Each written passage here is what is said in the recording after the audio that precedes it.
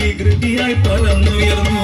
കുയിലിൻ കൂജനം ശോകാന്തരാഗം കുഞ്ഞിനെ കാണാതെ കരയുന്ന ഗീതം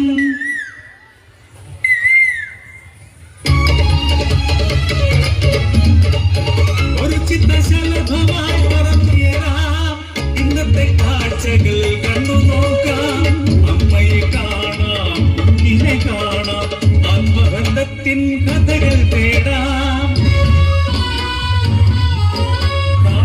പൂച്ചേ പാട്ടുകൾ പാടിട്ടു മാനത്തമ്പിളി മാമനെ കാട്ടി